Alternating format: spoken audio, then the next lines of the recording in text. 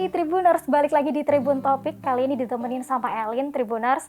Seperti biasa Tribuners, kalau di Tribun Topik kita bakal mengulik segala informasi yang menarik nih. Spesial hari ini Elin sudah ada di kantor BI Jawa Tengah. Telah bersama kami ada Bapak Rahmat Dwi Saputra. Beliau adalah Kepala BI Jawa Tengah. Halo Bapak. Halo Mbak Elin. Kabarnya gimana Pak? Alhamdulillah baik. Alhamdulillah. Oke, sebelumnya Tribuners mungkin izin lepas masker dulu ya. Ya. Agar nyaman juga ngobrolnya. Sekedar informasi Tribuners, kegiatan kita kali ini kita sudah menerapkan protokol kesehatan yang baik, sudah vaksin booster juga, jadi dipastikan aman gitu ya Pak ya. Baik, langsung aja Elin pengen ngobrol-ngobrol dengan Pak Rahmat nih. Pak, mengenai ini kan Lebaran berapa hari lagi ya, tinggal menghitung hari lagi nih Pak, bisa dibilang seperti itu. Menjelang hari raya ini peredaran uang di Jawa Tengah seperti apa sih Pak? Ya, baik. Terima kasih Mbak Elin dan para Tribuners. Tentunya dibandingkan 2 tahun terakhir yang dimana kita masih pandemi COVID ya, pastinya akan ada penambahan uang beredar. Dan kita proyeksikan pada tahun ini penambahannya 11%. Apalagi kan memang pemerintah sudah membolehkan untuk mudik ya Lebaran ini. Kalau secara nominal untuk daerah wilayah Bank Indonesia Semarang, Jawa Tengah, jadi Semarang dan sekitarnya, kita sekitar 6,4 triliun rupiah. Tapi kalau untuk seluruh Jawa Tengah, karena di BI Jawa Tengah ini kita ada 3 kantor perwakilan yang ada di bawah BI Jawa Tengah, yaitu Solo, BI Tegal, dan BI Purwokerto. Jadi secara total BI Semarang itu membawahi ex-Karesidenan Semarang. Kalau Tegal, Solo, Purwokerto, masing-masing itu kan tempat. Total 22,78 triliun. Oke, cukup besar juga ya Pak ya. Bisa dibilang berarti ada peningkatan cukup signifikan dibandingkan tahun-tahun sebelumnya yang pandemi agak lesu gitu. Baik Pak, kemudian Pak, untuk kesiapan dari BI sendiri dalam perkembangan pembayaran non-tunai ini. Sekarang kan udah mulai banyak orang yang menggunakan non-tunai Pak, seperti apa? Jadi memang sejak pandemi COVID tahun 2020, Bank Indonesia tuh punya komitmen untuk meningkatkan digitalisasi, terutama digitalisasi pembayaran. Nah, KRIS adalah salah satunya. Dan tentunya ada terus peningkatan pengguna KRIS, baik dari merchant maupun dari si penggunanya. Kalau merchant pada 14 April tahun ini, kita ada sekitar 1.352.678 merchant KRIS yang ada di Jawa Tengah. Nah tentunya kalau merchantnya udah banyak, ada di pasar-pasar, ada di mall, ada di kafe-kafe, restoran, maka penggunaannya tentu frekuensinya akan terus meningkat. Gitu. Dan kita merchant KRIS sudah tumbuh sebesar 14,5% dari bulan Januari sampai dengan sekarang atau year to date ya. Oke. Kalau untuk masyarakat Jawa Tengah sendiri Pak, apakah mengalami kenaikan yang cukup signifikan Pak pengguna KRIS-nya? Banyak. Itu tadi yang saya katakan tadi merchant ya. Pengguna kita ada target tahun ini sekitar 2,1 juta pengguna. Dan kita bekerjasama dengan perbankan untuk mensosialisasikan e-money ya, apa yang kalau di rekening yang ada di HP namanya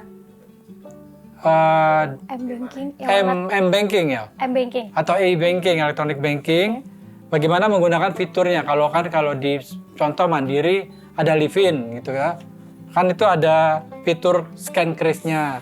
Nah ini kita minta perbankan untuk mensosialisasikan penggunaan KRIS yang ada di M-Banking masing-masing. Oke, baik. Kalau ini Pak, untuk kesiapan pembayaran non-tunai, perkembangan pembayaran non-tunai menjelang hari raya nih Pak. Karena terdekat hari raya, dari BI sendiri seperti apa persiapannya? Dan sudah sejauh mana Pak? Baik, kita tadi yang pertama di KRIS ya. KRIS itu di mall-mall, di pasar-pasar, di kafe, restoran, pusat-pusat keramaian. Untuk jalan tol kan kita juga ada e-money ya. Nah e-money ini juga kita meminta berkoordinasi dengan Jasa Marga untuk memastikan top up berjalan lancar, kan? Walaupun banyak kita minta pihak untuk untuk perbankan untuk mengkampanyekan top up sebelum jalan mudik. Nah, tapi kan takut kalau ada apa-apa di tengah jalan, kayak e-tolnya berkurang, maka kita memastikan kepada Jasa Marga, berkoordinasi kepada Jasa Marga untuk menyiapkan mesin edisi di masing-masing pintu tol. Kalau di Semarang ini ada di Kali Kangkung, ada di Jatingaleh, satu lagi saya lupa di mana ya. Jatingaleh, Kali Kangkung, Salatiga. Jadi di pintu tol itu disediakan mesin edisi untuk melakukan top up. Oke, mungkin Tribuners juga yang mungkin menggunakan tol bisa diisi dulu ya Pak ya e-money-nya ya. Dari rumah, jadi pastikan. Dipastikan dulu, dicek dulu sebelum mudik nih. Betul. Baik Pak, ngomong-ngomong masalah mudik nih Pak, mudik kan sudah diperbolehkan nih. Melihat mudik yang sudah diperbolehkan dan banyak masyarakat yang melakukan mudik nih Pak. Bagaimana proyeksi konsumsi atau pertumbuhan ekonomi nantinya Pak? Seperti apa? Iya, untuk konsumsi rumah tangga triwulan 2 tahun ini kita perkirakan meningkat dengan range antara 4,5 sampai 5,3% secara tahun ke tahun atau year on year. Apa aja faktor yang mempengaruhi? Ya pastinya ada indeks kondisi ekonomi yang membaik dan itu disebabkan oleh pelonggaran mobilitas masyarakat gitu. Oke. Berarti ada peningkatan ya Pak ya? Ya, apalagi kan Mbak Elin udah terima THR toh. Betul sekali. Dan Tribuners juga sudah terima THR. Betul. Pastinya konsumsi rumah tangga diperkirakan juga akan meningkat. Oke, itu ekonomi secara makro Pak. Kalau UMKM sendiri Pak, seperti apa nanti diproyeksikan pertumbuhannya Pak? UMKM kita perkirakan juga akan mengalami peningkatan kinerjanya pada triwulan 2 tahun 2022. Ini ditujukan salah satunya indikatornya peningkatan kredit UMKM. Pada triwulan pertama tahun ini sebesar 21,85%. Lebih tinggi dibandingkan triwulan keempat tahun lalu sebesar 17,02.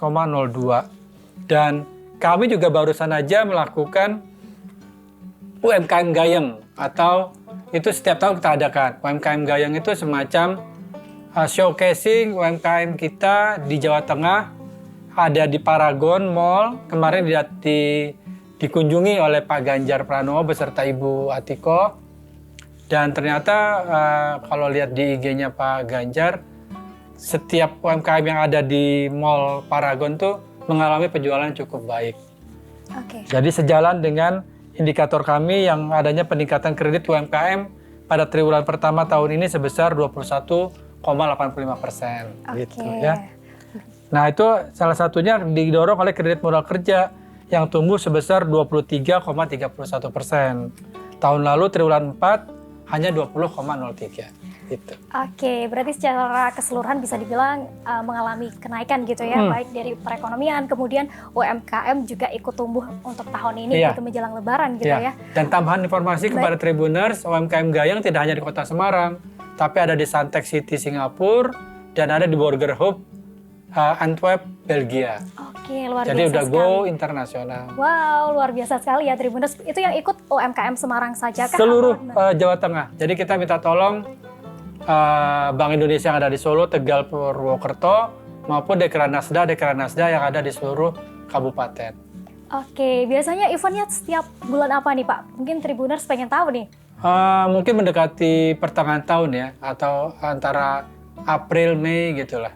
Oke, berarti antara April, Mei gitu ya, diikuti oleh teman-teman UMKM se-Jawa Tengah seperti itu ya, dengan berbagai produk tentunya. Tapi dikurasi tentunya. Oke. Ada kurasinya, ada proses kurasi. Dan kurasinya kita panggil para kurator yang bergerak di bidang makanan minuman, fashion, home decor, dan furniture. Oke, beragam berarti ya Pak ya, bisa dibilang seperti itu. Baik, kemudian ini Pak, terkait inflasi Jawa Tengah menjelang Hari Raya nih. Bagaimana pengaruh pandemi serta kenaikan-kenaikan harga barang, kemudian dan juga BBM nih, terutama kemarin habis naik. Tribuners mungkin juga mengalami nih. Seperti apa Pak? Ya, kalau kita ketahui bersama, Tribuners juga ketahui bersama, emang ada peningkatan bahan bakar minyak. Nah ini tentu dipicu oleh faktor global, yaitu perang antara Rusia dengan Ukraina. Nah biasanya kalau BBM naik, itu akan merembet karena kan transportasi naik. Betul sekali. Nah, sayur-sayur harus dibawa pakai mobil truk atau mobil angkutan. Nah ini emang ada kenaikan tapi tidak terlalu mengkhawatirkan. Dan kita perkirakan bahwa di tahun 2022 ini inflasi masih pada rentang sasaran 3% plus minus 1%. Oke.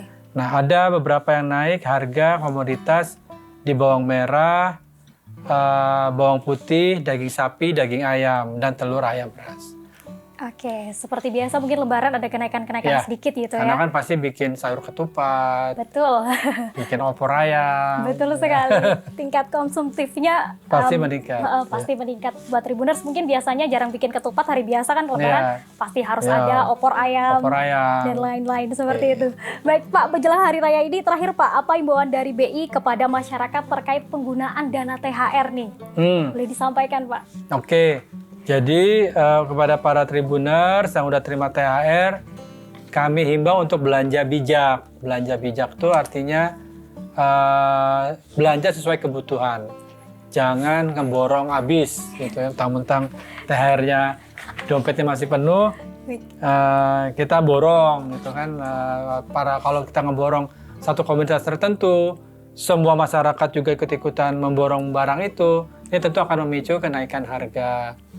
Nah, alangkah baiknya konsumsi secara bijak, sebagian THR disedekahkan untuk yang kurang mampu atau kurang sejahtera. Gitu Mbak. Baik, terima kasih Bapak. Jadi gitu Tribuners, gunakan THR dengan bijak, gitu belanja dengan bijak ya Pak ya. Syukur-syukur bisa berbagi dengan yang kurang mampu. Ya. Terima kasih Bapak atas Sama-sama. waktunya. Terima kasih, sehat selalu, sukses Terima selalu. kasih, sukses selalu. Baik. Dan Tribuners, itu tadi obrolan kita dengan Bapak Rahmat Dwi Saputra. Beliau adalah Kepala BI Jawa Tengah. Terima kasih buat Tribuners yang sudah menyaksikan Tribun Topik kali ini. Saya Elin pamit undur diri. Terima kasih dan sampai jumpa.